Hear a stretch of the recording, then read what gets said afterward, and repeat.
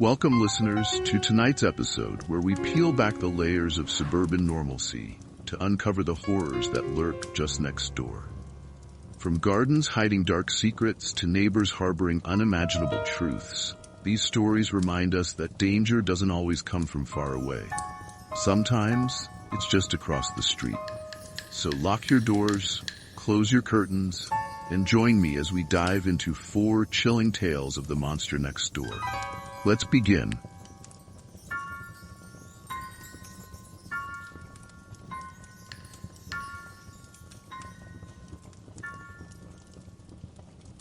The Garden of Secrets. They always say you should welcome your neighbors, but I wish I had never met Mr. Holloway.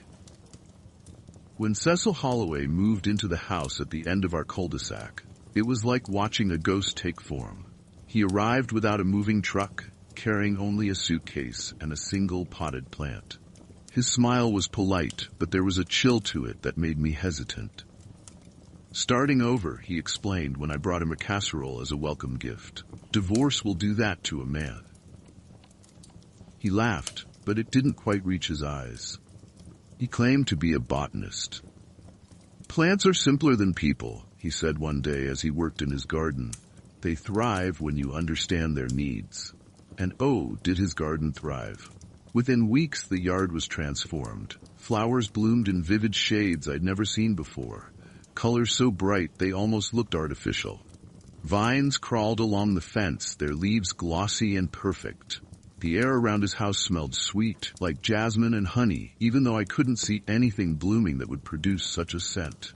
It was impressive, sure, but it was odd. Too fast, too perfect. I wasn't the only one who noticed. The neighbors whispered about it during morning walks and block parties. Have you seen the size of his roses? Mrs. Jennings asked. It's unnatural, but no one confronted him. If anything, people seemed wary of Cecil Holloway, even if they couldn't say why. I kept my distance too, until one night when I couldn't sleep. I was pacing by my window, looking out at the street, when I saw him. Mr. Holloway was in his yard, shovel in hand. The moonlight cast long shadows as he dug near the back fence. He was burying something, and from the way he struggled to lift it, it wasn't small. The next morning, I walked past his house, pretending to admire the flowers. The spot where he had been digging was covered, but fresh soil and a slight mound betrayed it. He saw me from his porch and waved. I waved back, forcing a smile, but my stomach churned. Curiosity got the better of me. That evening, under the cover of darkness, I crept into his yard. I brought a small trowel, my heart pounding so loudly I was sure he'd hear it even from inside his house. The soil was loose, easy to dig. A few inches down, my trowel hit something soft but resistant. Fabric. I pulled it up, and with it came a smell so foul I gagged. It was a sack, stained and heavy. My hands trembled as I opened it, revealing what looked like decayed animal remains. Fur, bones, and something unrecognizable, but nothing human. Relief and confusion warred in my mind. What was he doing with this? I barely had time to cover the hole before a light clicked on. I froze, expecting Mr. Holloway to storm out, but the door remained closed. I ran home, my heart racing. The next day, I avoided him entirely, but it wasn't long before he came to me. "Hello there," he said, appearing at my front door with a basket of produce. Thought I'd share some of the bounty. Tomatoes, peppers, cucumbers, nothing beats homegrown. He smiled, and for a moment I almost believed he was just a kind, lonely man trying to connect. But then his eyes flicked to my hands. Dirt under my nails. "Gardening too?" he asked, his tone light but his gaze sharp.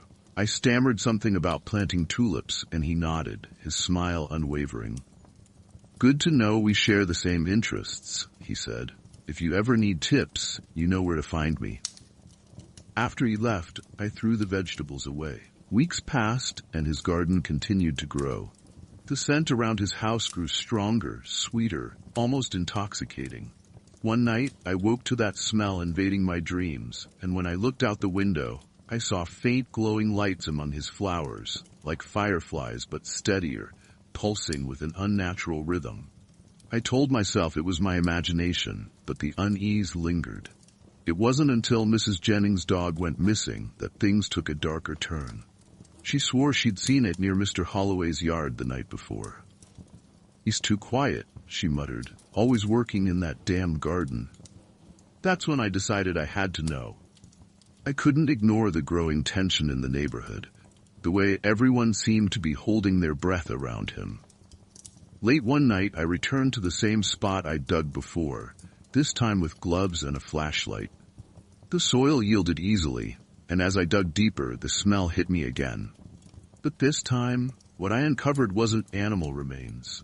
It was a human hand. I stumbled back, bile rising in my throat.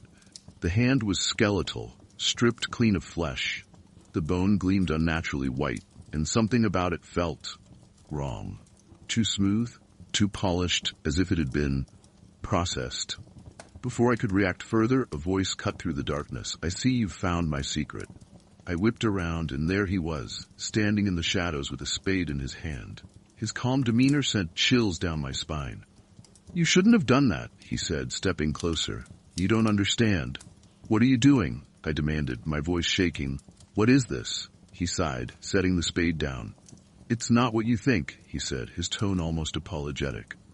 "I told you, I'm a botanist. My work is unconventional, but it's necessary." "You're burying people in your yard," I shouted. He shook his head. "Not people, not anymore. They're donors." "Donors?" My voice broke, horror rising in my chest. "What kind of sick?" "They come willingly," he interrupted. His eyes held a strange, fervent gleam. "Most of them, anyway. People who've lost their way, who have nothing left. I offer them purpose. Their bodies nourish something greater than themselves." I couldn't believe what I was hearing. "You're killing people." He took a step closer, his voice dropping to a whisper. "I don't kill. I transform. Their energy becomes life. Look around you. Have you ever seen such beauty? Such vitality?" I backed away, but he grabbed my arm. His grip was iron strong, his face inches from mine. "You've already taken a piece of this, haven't you? That sweet smell, the air that draws you in. It's in you now. You'll understand soon enough." Adrenaline surged, and I wrenched free. In my panic, I grabbed the nearest object, a rusty trowel from his garden bed, and swung it. The dull blade connected with his temple. He staggered, his eyes wide with shock, and fell. I didn't mean to kill him, I swear I didn't. But as I stood there, trembling and gasping for breath, the reality of what I'd done hit me like a freight train.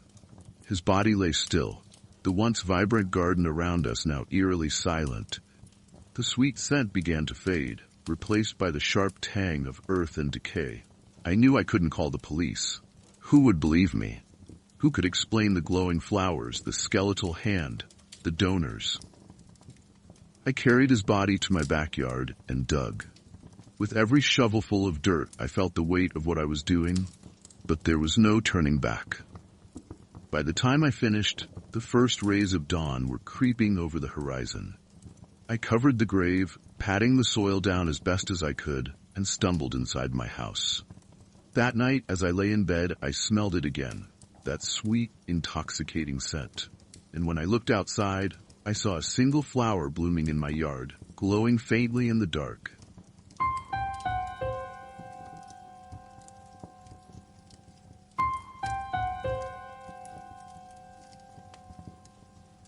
The Babysitter's Warning. When Sabrina first knocked on our door, she seemed like an answer to prayer. We had been struggling to find someone reliable to watch Jackson and Ava while my husband and I juggled our busy schedules. She was 17, charming, and came with glowing recommendations from neighbors. Her warm smile and easy way with the kids made her feel like a perfect fit. Jackson, my 7-year-old, immediately took to her.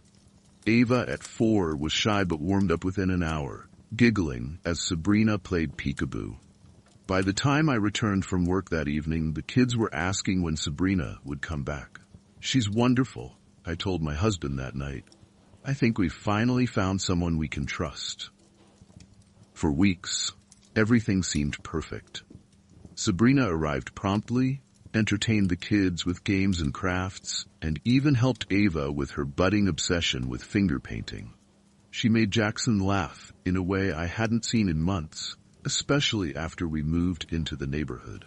For the first time, I felt like things were falling into place. A few days later, Sabrina mentioned that her parents were curious about us and suggested they come over for dinner. It seemed like a friendly gesture, and I didn't want to be rude, so I agreed. Sabrina's parents, Eleanor and Richard, arrived that Friday evening, carrying a bottle of wine and a basket of freshly baked bread. They were polite, well-dressed, and radiated a charm that felt almost rehearsed. "What a lovely home you have," Eleanor said, her eyes scanning the room as though cataloging every detail. Richard shook my husband's hand firmly and gave Jackson and Ava a warm smile that didn't quite reach his eyes. "And these must be your little ones," Eleanor cooed, crouching to Jackson's level. "What beautiful blue eyes you have, young man. So rare these days." Jackson fidgeted under her gaze, glancing at me uncertainly. "Thank you," he mumbled. "He's a handsome boy," Richard added, his tone almost admiring. "You must be very proud." "We are," my husband replied, smiling, though I noticed the stiffness in his posture.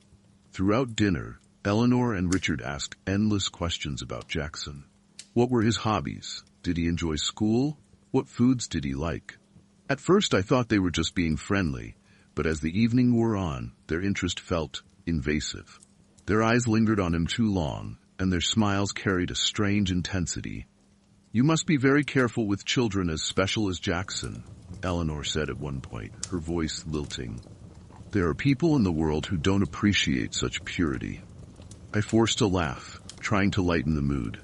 "Well, we do our best to keep them safe." "Good," Richard said, his tone firm. "It's important." After dessert, Eleanor took Jackson aside to show him a magic trick. She produced a coin from behind his ear, making him laugh nervously. As she handed him the coin, she leaned in close and whispered something I couldn't hear. Whatever it was made Jackson pull away, his smile fading. "All right," I said quickly, stepping in. "It's time for bed, Jackson. Say goodnight to our guests." He nodded and bolted upstairs without a word. Ava followed shortly after, looking confused but sleepy. Once the kids were gone, Eleanor and Richard's friendly facade seemed to slip slightly. They exchanged a glance, their expressions unreadable. "Thank you for a lovely evening," Eleanor said, rising from her seat. "We'll have to do this again soon." As they left, Sabrina lingered at the door, avoiding my gaze. "I'll see you on Monday," she said quickly before hurrying after her parents. That night, I couldn't shake the feeling that something was wrong. Eleanor's comment about Jackson's eyes replayed in my mind, and I made a mental note to keep a closer watch on him. At the time, I didn't know just how close danger truly was. Then came the warnings. It started subtly. One evening, as I prepared to leave for a late shift, Sabrina pulled me aside. "Mrs. Larson," she said, her voice low, "I don't want to alarm you, but you should keep the kids away from the Thompsons' house." I frowned. The Thompsons lived 2 doors down and had always been friendly. "Why? Did something happen?" She hesitated, glancing toward the living room where Jackson and Ava were playing. "Just trust me on this. It's better if they don't go near them." I wanted to press further, but the look in her eyes stopped me. She seemed genuinely afraid. After that, the warnings became more frequent. One day, she told Jackson he shouldn't accept cookies from Mrs. Green across the street. Another time, she advised me to avoid letting Ava play outside after sunset. Each warning was vague, with no real explanation, but Sabrina's demeanor made it hard to dismiss them outright. "It's just teenage paranoia," my husband said when I mentioned it. "She's probably heard gossip from other kids."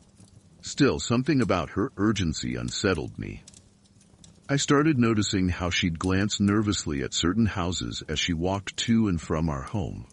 Once, I saw her flinch when Mr. Thompson waved at her from his driveway. She quickly looked away and hurried inside. Then there was the incident with the Greens. Ava had left her favorite stuffed bunny in their yard while playing, and when I knocked on their door to retrieve it, Mrs. Green answered with a smile that didn't quite reach her eyes. "Of course, dear," she said, stepping aside. "Come in and have some tea while I find it." Something about her tone made my skin crawl. I declined, insisting I'd wait on the porch. She stared at me for a moment too long before nodding and closing the door. When she returned with the bunny, I could swear it smelled faintly of something metallic, like rust. Sabrina's warnings played in my mind all night. Then came the night everything changed. It was a Friday, and my husband was out of town for work. Sabrina was watching the kids while I cleaned up in the kitchen. She'd put on a movie for Jackson and Ava, and their laughter echoed from the living room. Everything seemed normal until Sabrina appeared in the doorway, pale and shaking. "Mrs. Larson, I need to talk to you. Now." Her tone sent a shiver down my spine. I followed her into the hallway, away from the kids.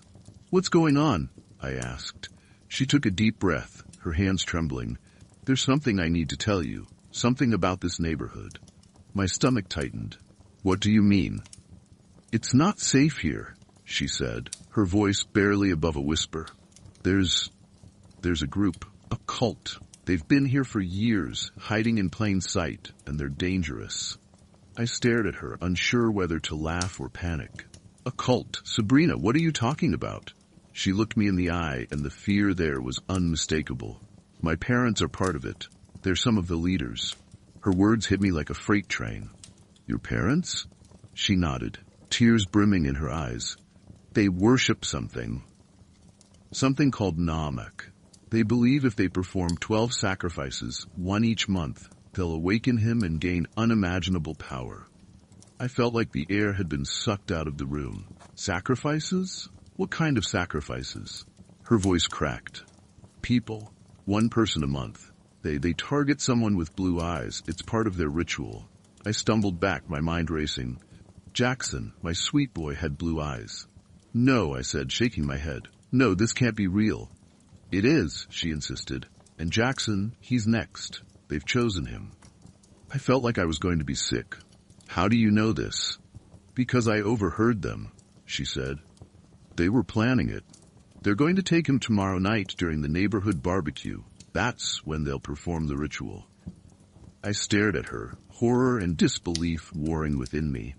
"What happens during these rituals?" She hesitated, her voice trembling. "They drug their target, make them weak, and bring them to the old chapel in the woods. It's not a real chapel. It's just a facade. Underneath it is where the rituals take place. They chant, spill blood, and offer it to Namak. They believe each sacrifice strengthens him and brings them closer to his awakening." "Why are you telling me this?" I asked, my voice trembling. She hesitated, her gaze dropping to the floor. "Because Jackson reminds me of my little brother. He died last year. My parents, they sacrificed him, too." The weight of her confession crushed me. I wanted to scream, to cry, to do something, but there was no time. "What do we do?" I asked. "We have to leave. Tonight," she said. "They'll notice if we're gone by morning, but it'll be too late for them to stop us." I nodded, the gravity of the situation sinking in. "Okay, let me get the kids." "Quietly," she warned, "and pack only what you need." The next hour was a blur. I told Jackson and Ava we were going on an adventure, careful not to let my panic show. Sabrina helped me pack a few bags, her hands steady despite the fear etched on her face. As we loaded the car, I glanced around the neighborhood. The houses were dark and quiet, but I couldn't shake the feeling that we were being watched. Sabrina climbed into the passenger seat, and I started the engine, my heart pounding like a drum. "Drive," she said, her voice firm. "Don't stop until we're far away." I nodded and pulled out of the driveway. The streets were empty, and for a moment, I dared to hope we'd make it out unnoticed. But as we reached the edge of the neighborhood, headlights appeared in the rearview mirror. "They're following us," Sabrina said, her voice tight. I pressed the gas, my hands gripping the wheel. The car behind us sped up, closing the distance. My mind raced, searching for a plan. "Turn here!" Sabrina shouted, pointing to a side road. I swerved, the tires screeching as I took the turn. The other car hesitated for a moment before following. "They won't stop," Sabrina said. "We need to lose them." "How?" I asked, panic rising. She glanced at me, her expression grim. "There's a bridge up ahead. It's narrow, and they'll have to slow down to cross. It's our best chance." I nodded, focusing on the road. The bridge loomed ahead, a rickety structure barely wide enough for one car. I accelerated, the car rattling as we sped across. Behind us, the other vehicle slowed, and for a moment, I thought we'd made it. But then, another set of headlights appeared in front of us. They'd blocked the road. "What do we do?" I whispered, my voice shaking. Sabrina's jaw tightened. "We fight." She reached into her bag and pulled out a can of pepper spray. "Stay with the kids," she said, opening the door. "I'll handle this." "No," I said, grabbing her arm. "We're in this together." Before she could protest, the men from the other cars approached, their faces shadowed in the headlights. My heart pounded as I stepped out, clutching a tire iron from the trunk. Sabrina stood beside me, her spray ready. "Leave us alone," I shouted, my voice echoing in the still night. The men hesitated, their eyes flicking to Sabrina. "You've betrayed us," one of them said, his voice cold. "You'll regret this." Sabrina didn't wait for them to act. She sprayed the nearest man, and chaos erupted. I swung the tire iron, barely registering the impact as I fought to protect my children. Sabrina's bravery gave me strength, and together we forced them back. By some miracle, we managed to escape. We drove until dawn, finally stopping at a motel far from the neighborhood. Sabrina sat beside me, exhausted but alive. "Thank you," I said, my voice breaking, "for everything." She nodded, tears in her eyes. I couldn't let them take Jackson. As the years passed, I lost touch with Sabrina. But one day, a letter arrived at our door. It was from her. She had joined a team of survivors who worked to dismantle cults like her parents, and Jackson, now grown, had joined them. Even now, I can't shake the feeling that Namak is still out there, waiting. But one thing is certain. I owe Sabrina my life.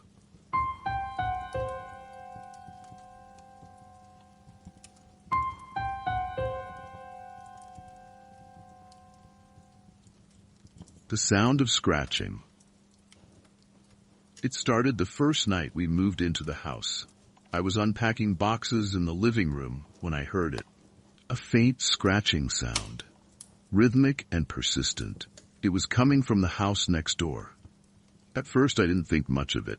Houses make noises, I told myself. Maybe it was tree branches brushing against the siding or some critter scurrying around.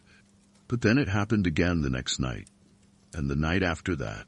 The scratching always started at exactly 10:03 p.m. It would last for about 10 minutes, then stop abruptly as though someone had flipped a switch. My husband, Paul, shrugged it off. "Probably their dog," he said when I mentioned it. "Old dogs do weird things."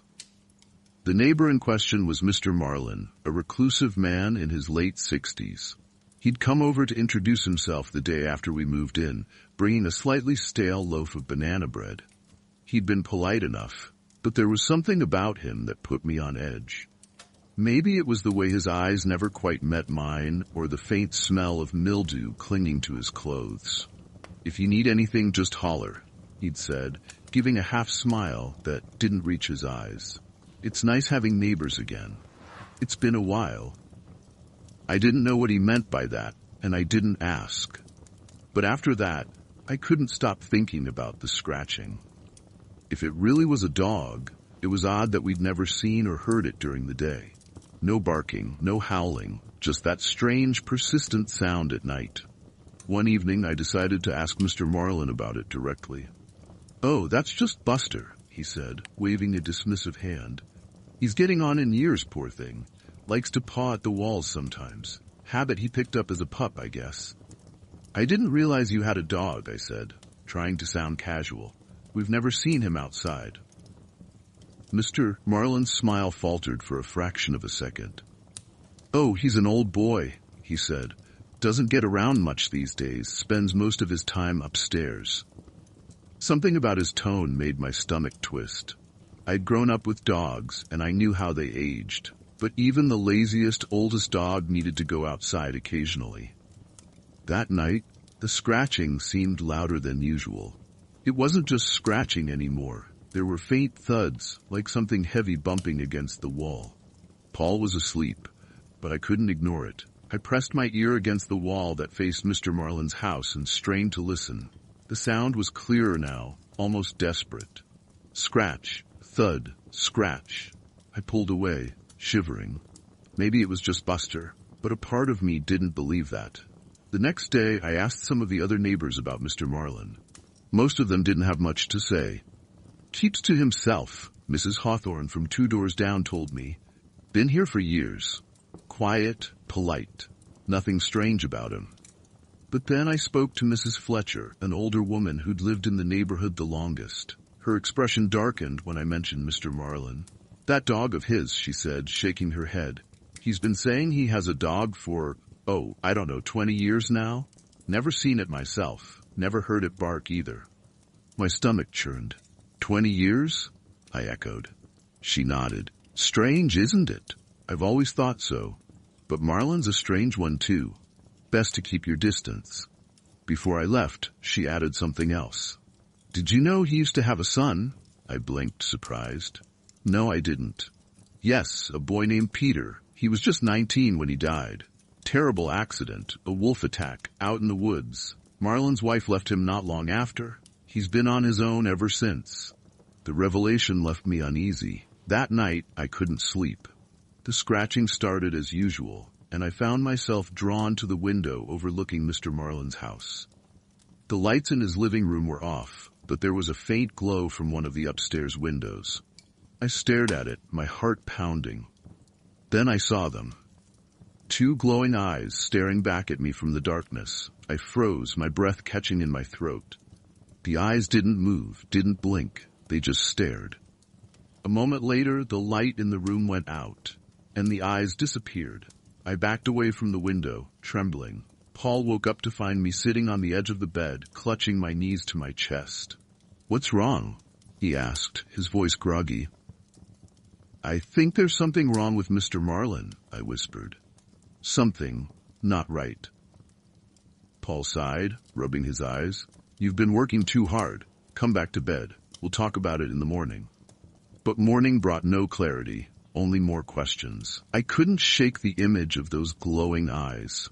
Were they Buster's? If so, why didn't they look like a dog's eyes? And why had Mr. Marlin's explanation felt so off? I decided I couldn't ignore it anymore. That night, after Paul fell asleep, I grabbed a flashlight and snuck outside. The air was cool and still, the neighborhood eerily quiet. I crept toward Mr. Marlin's house, my heart pounding in my chest. The scratching started as I approached, louder and more frantic than ever. I moved to the side of the house where a small basement window was slightly ajar. The sound was coming from there. I crouched down, shining my flashlight into the window. At first, I couldn't see anything. The beam of light illuminated stacks of boxes, old furniture, and a tangle of cobwebs. Then something moved. A shadow darted across the room, too fast for me to follow. Buster, I whispered, my voice shaking. The scratching stopped. For a moment, everything was silent. Then a low growl rumbled from the darkness, deep and guttural. It didn't sound like any dog I'd ever heard. I stumbled back, tripping over a garden hose and landing hard on the grass.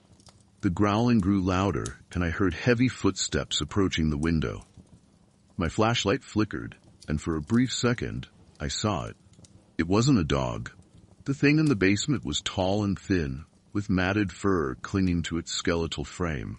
Its eyes glowed like hot coals, and its mouth was full of jagged, yellowed teeth. Before I could move, I heard a voice speak.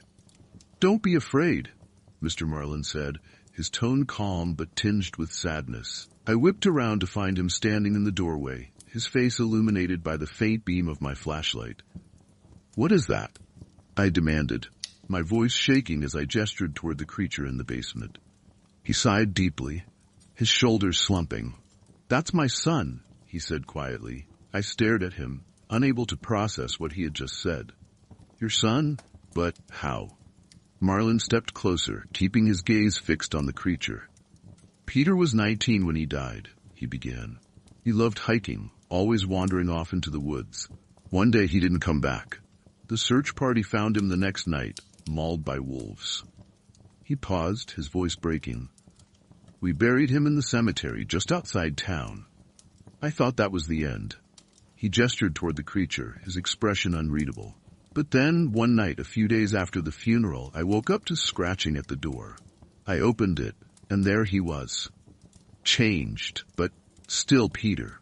He dug his way out of the grave and come home. A chill ran down my spine. How is that possible? I whispered, unable to tear my eyes away from the thing in the basement. Marlin shook his head. I don't know, I don't understand it myself, but he's still my son, and I can't let him go. He doesn't hurt anyone. He's just confused, lost. The creature let out a low growl, pacing the length of the basement. Its movements were jerky, almost mechanical, and yet there was something heartbreakingly human in the way it turned its glowing eyes toward us. You keep him locked down here? I asked, my voice barely above a whisper. It's safer this way, Marlin said. For everyone. He's not the same as he was, but I can't bring myself to let him go. I've already lost him once. The sadness in his voice was palpable, and for a moment I saw not a man harboring a monster, but a father clinging to the last remnants of his son. I didn't know what to say. Part of me wanted to run and call the authorities, but another part of me understood his pain.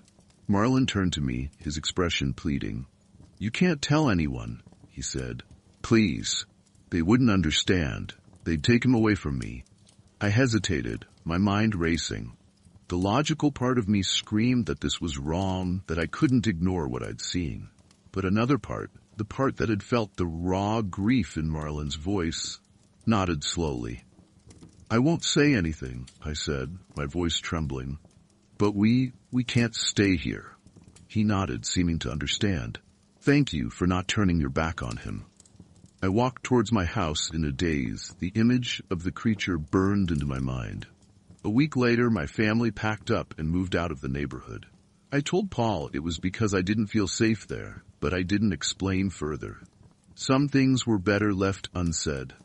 But sometimes late at night, I think about what Marlin said, about Peter and the wolves.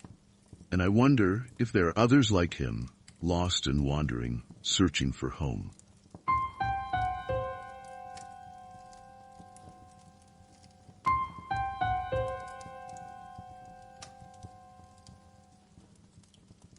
The Widow's Guests.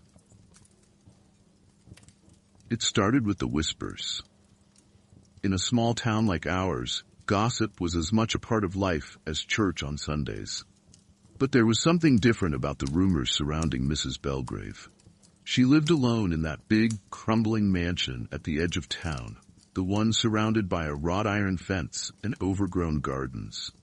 People said she'd inherited her wealth from her late husband, but no one could recall ever seeing the man, let alone meeting her. Mrs. Belgrave was a ghost story brought to life, and I was obsessed. My fascination started when I overheard Mrs. Adler, the town's self-appointed moral compass, whispering to my mom at the grocery store. She throws those extravagant dinner parties, you know, Mrs. Adler said, her voice dripping with judgment. And no one from town has ever been invited.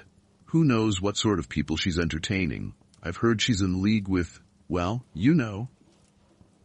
She glanced toward the ceiling, as if even uttering the devil's name might summon him. That was all it took. I had to know more. I started asking questions around town, careful not to seem too eager. Most people waved me off. She's just a lonely old woman, they'd say, not hurting anyone. But others spoke in hushed tones about the strange noises coming from her house at night, the faint music and laughter that seemed to echo through the woods. It's not normal, said Jonah, the boy who delivered groceries to the mansion. I've seen things. Shadows moving behind the curtains, but not like people. Something else.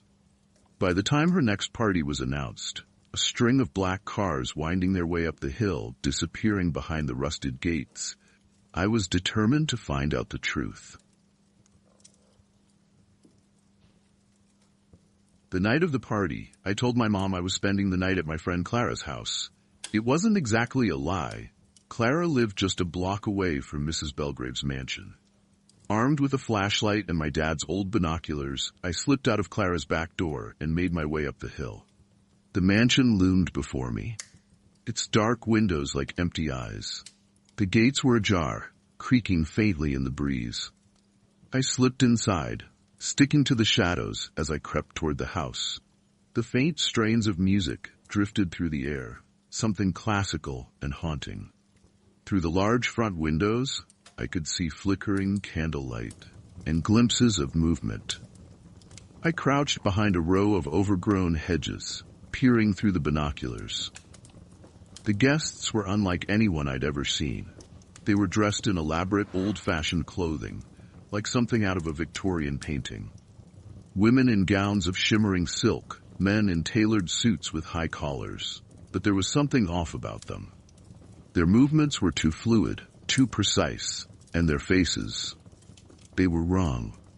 Too pale, with sharp features that seemed almost carved. Their eyes gleamed in the candlelight, reflecting like an animal's might. I shivered, lowering the binoculars. These weren't people, at least not entirely. I was so focused on the guests that I didn't notice the figure approaching from the side until it was too late. You know, it's rude to spy on someone's private gathering. I jumped, nearly dropping the binoculars. Standing before me was a woman, her silhouette sharp against the faint light spilling from the house. She was tall, draped in a black gown that clung to her figure like smoke. Her face was pale and beautiful, her eyes dark and piercing. "Mrs. Belgrave," I stammered, my heart pounding. She smiled, revealing teeth that were just a little too sharp. "And you must be one of the curious townsfolk, come to see the wicked widow and her monstrous friends?" I opened my mouth to respond, but no words came out. She laughed, a low melodic sound that sent chills down my spine. "Come," she said, extending a hand. "If you're so curious, why not join us?"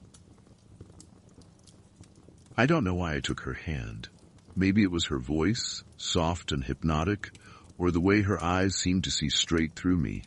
Either way, I found myself following her into the mansion, my fear mingling with a strange, overwhelming curiosity. The inside of the house was breathtaking. The grand foyer was lit by a massive chandelier, its crystals refracting the candlelight into 1,000 tiny rainbows.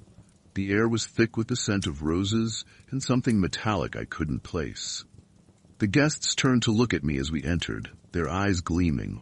For a moment, I felt like a rabbit caught in the gaze of a pack of wolves. But then they smiled, polite and welcoming, and the tension eased, just a little. "Our unexpected guest," Mrs. Belgrave announced, her voice carrying effortlessly across the room. "Let us show her the meaning of true hospitality."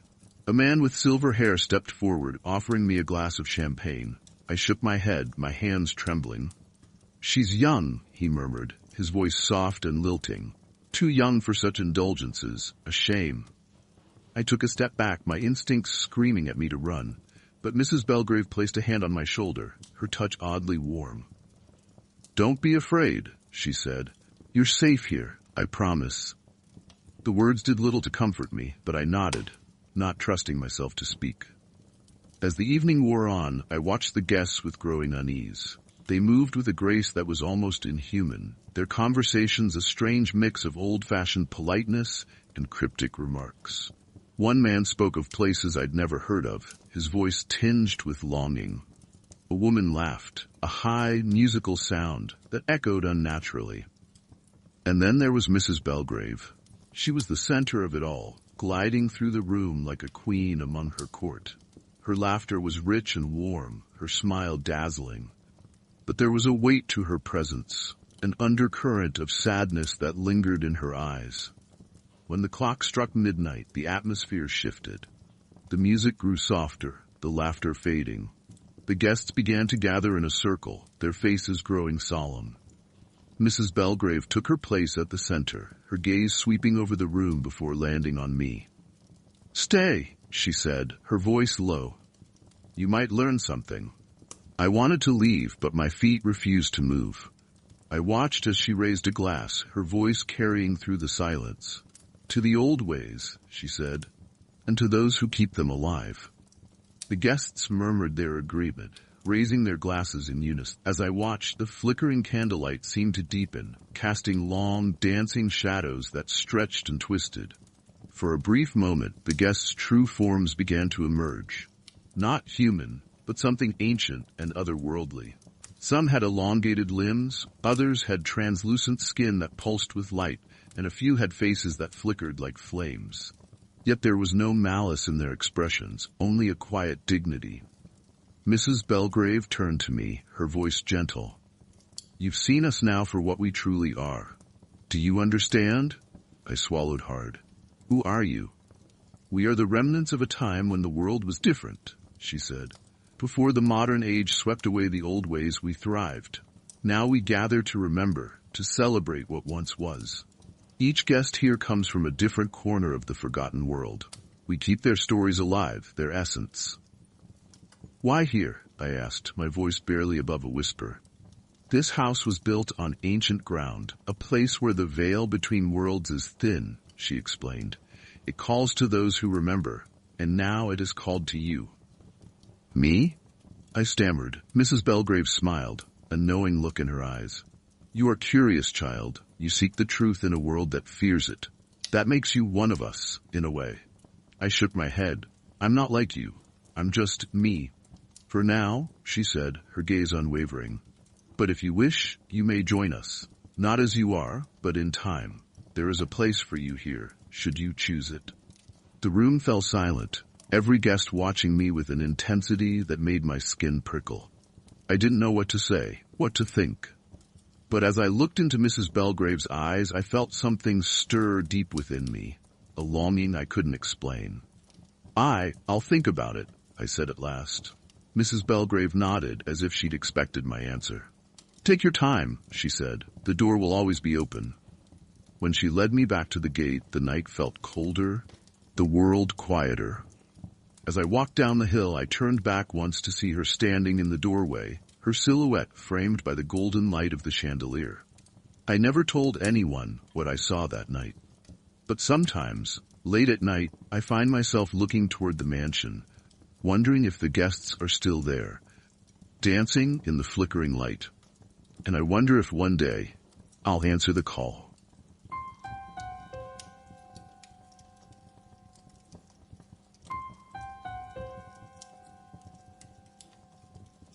Thank you for joining me on this journey into the dark corners of suburbia, where monsters wear familiar faces and secrets lie just beyond the picket fence. Remember, the scariest things aren't always found in the shadows. They might be living right next door. If you enjoyed tonight's stories, don't forget to like, comment, and subscribe to stay connected. Let me know which tale chilled you the most, and I'll see you next time for another dive into the unknown. Until then, sleep tight if you can.